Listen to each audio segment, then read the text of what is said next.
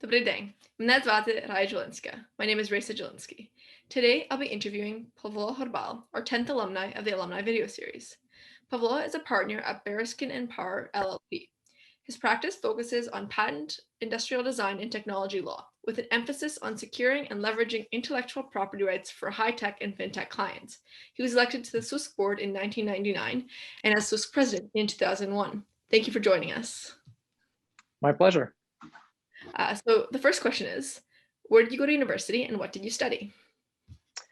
Well, I started at the University of Windsor, which is my hometown. I studied electrical engineering, and from there I went on to study a master's in electrical engineering at the University of Calgary. And when I got through with that, I realized I thought to myself, school wasn't enough yet. So I went off to law school at the University of Toronto and completed a law degree. Okay. And why did you switch from engineering to law? Or was that always the plan? It was never the plan. I'd never thought of myself as a lawyer, and to this day, I'm still kind of surprised that it went down this path. But I got through the master's degree, or I was partway through the master's degree when I realized that the academic life might not be for me. One thing that studying something like electrical engineering and doing a master's degree is you start to specialize and you dig into a niche and you spend a lot of time on that one niche. And I'm a curious person at heart, which does lend itself to graduate studies. But I'm also, I think, a little bit. I like to do a lot of different things, and I found that I was struggling with the aspect of a graduate degree where you just focus on one thing. And I learned about patent law, which is what I do today, and I learned about it, and I realized that it was a perfect way to kind of dip your toes into a lot of different areas and get to be really good at something. That allows you to use your technical knowledge, but then also always be exposed to new things and wildly different things all the time. So it seemed like a really great career for me. Okay, that's interesting. And I definitely agree about it being interested in too many things or a lot of things. Okay, yeah. So at my firm, I've been very involved in student recruitment. And one of the things that we find a lot in our recruits and in our applicants is that they've also gone on, a lot of them have gone down this path where they've gone into academia, and then they realize that the specializing into one niche and becoming a hyper expert on one particular area, while it's challenging and can be rewarding, for some people it's just not for them. Like, they like to have a lot more interests and to diversify their knowledge. So that's one way that this field that I'm in is interesting to a lot of people, because you do get to apply your technical knowledge, your legal knowledge, but at the same time you're exposed to a lot of different technologies and inventions, and you get to meet a lot of different people and learn a lot from them. I always joke that I spent a lot of time in school and I paid for the privilege, and nowadays the situation's reversed. People pay me to teach me stuff, which is a great part of the job. Nice. That all makes sense. So next question is, what was your involvement in SUSK or your USO, which is Ukrainian Student Club? Yeah, so I mean, I bounced around a little bit university-wise. I was at University of Windsor, was a fairly small club, so I was involved in the leadership of the club. At University of Calgary, by the time I got there, I wasn't too involved in the Ukrainian Students Club. I'm not sure how active it was. To be honest, it's been a while, and I don't remember exactly how active I was in the Ukrainian Students Club there. And at U of T, when I got there, I also wasn't involved in the Ukrainian Students Club. So a lot of my activity came in my undergraduate days and just at the start of my grad studies. As far as SUSK exec, I was involved early on. I was doing the website and student, and later on, I got to be president for a little stint. And yeah, that was my involvement. That's great. What was SUSK up to those days? That's a good question. I think a lot of the activity that in those days, I think there was a lot of excitement because Ukraine was newly independent. This is going back to the 90s, so I'm dating myself heavily. There was a lot of excitement in I think in my early days in involvement in the exec, there was a lot of excitement in reaching across the border and helping our American friends get started up and reigniting SUSTA, which I don't know where it's at these days, but at the time it had gotten somewhat dormant. And we actually at some points we had involvement with USOs in the United States, and they came to our, and we border interaction going. And there were other initiatives at the time. Hold model was always an issue. I think at the time, if I recall correctly, there was, yeah, I don't recall what else we were working on, but there were a number of initiatives underway at the time. And, people have their pet projects, or they're maybe not pet projects isn't the right way to put it, but there are different things that motivate different people. And so it's better, we found that, there were different things that got people energized and active, and they would focus on those things. That makes sense. And I think it's similar today, although we need to reach back out to SUSK because we haven't been hearing a lot from them lately. So we've touched on this a little bit, but what is your current occupation?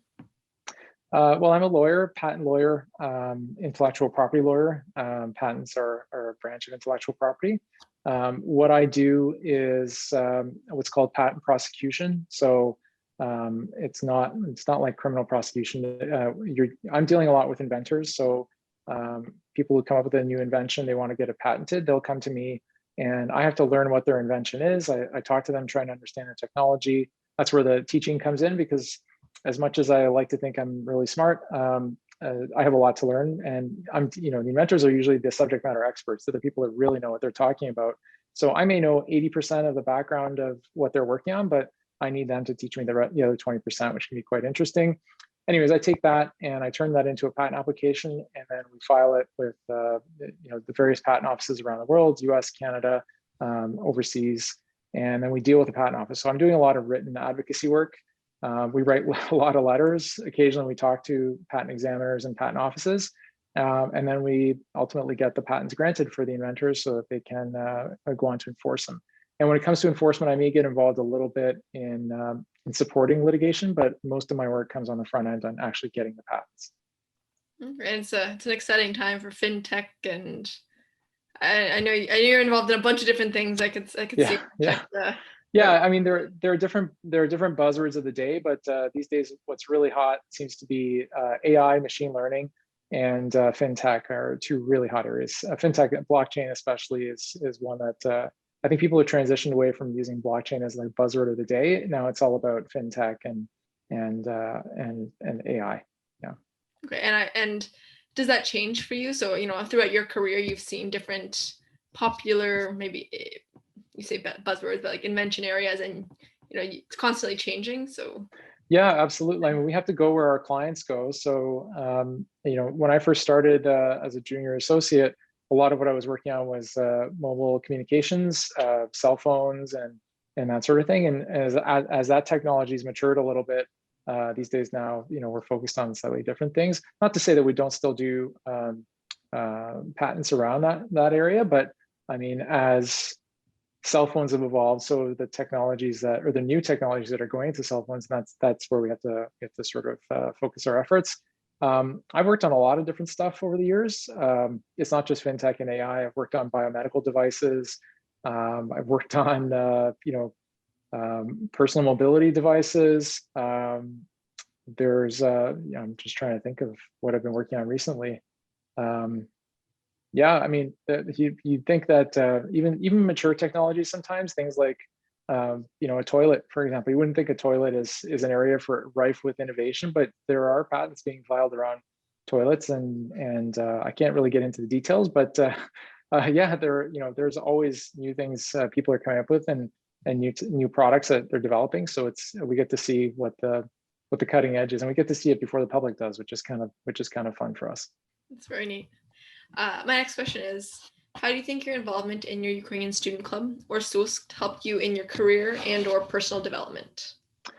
I think I learned a lot. I mean, there's a number of ways that it helped me. One was by building a network that I rely on and I cherish to this day. Like some of my best friends I met in SUSK and kept in contact with, and to this day we're still really good friends.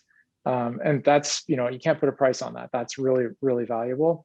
And I also, like, through the experience of being involved in Ukrainian students clubs and SUSK itself, and being involved in the executive SUSK, I learned a lot about myself. What works for me, what doesn't work for me, like when it comes to motivating myself, when it comes to leading. The it's easy to think that, we'll just get a lot of smart people in a room or a lot of motivated people in a room and things will just happen, but they don't. And you have to get them in the room. And sometimes that's difficult to do when people are being pulled in a lot of different directions and there are a lot of stresses. And as I'm sure you know, university is not the easiest time, and there are a lot of things that require time and attention. And an extracurricular like a student club is usually one of the first things to fall by the wayside. So it's important to keep people motivated. And I learned that like you need to have a really good team and you need to motivate that team. And I didn't just learn that by doing it really well. I think one thing I learned is, I think you learn more from your failures, and there were certainly some failures on my part. So I think that's taught me some life lessons that I bear in mind today, even when I'm working on things. What's important and what you need to do to make sure it's the thing that you're working on is a success. I think I definitely agree with that. And I mean, better to learn something than not to learn anything. Yeah, I always go back to this as, and it's almost like in my field today, like a lot of people I work with are founders and inventors, and they work with startups. And if you look at Silicon Valley, where the startup is like the thing, everyone is involved in a startup in Silicon Valley. It's almost like a badge of honor how many failures they've gone through, right? It's like if you haven't failed at least once, like come back to me when you failed 2 or 3 times. And I think the reason for that is because you do learn. Like the failure is a really, really good teacher. If you win at everything, then what have you learned? Like you either, the only thing you'll learn is that you're awesome and you should change nothing. Whereas if you fail, you have to, if you're introspective and you can look at things with an open mind and clear eyes, then you hopefully learn something from the experience, and the next time you do better. It's like the Wayne Gretzky quote, it's you miss 100% of the shots that you don't take. Yeah, that's part of it. Yeah. So my last, and I feel like we're, even it's a good segue into this. Do you have any tips for current students? These tips can be related to Ukrainian student club involvement, SUSK, the Ukrainian community, or just general career tips. Yeah, I think the one piece of advice I think I can offer students is you make use of your network. You have and don't be shy about asking people in your network any questions you may have, whether it's about your student activities, whether it's about your personal career.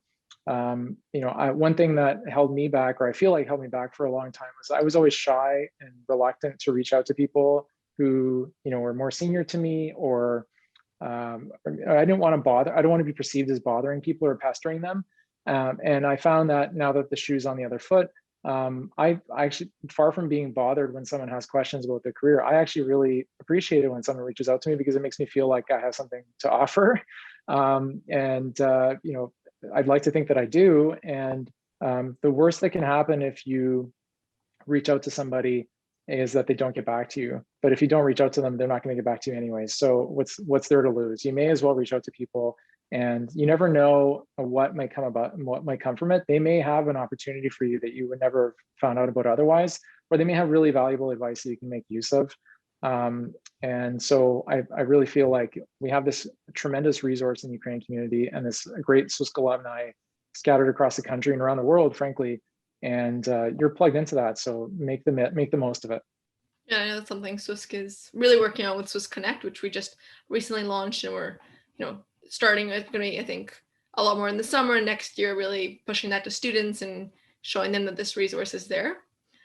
So I think that's something. That's a great initiative. Yeah, SUSK as a connector for jobs, as well as just for conversations and mentorship opportunities.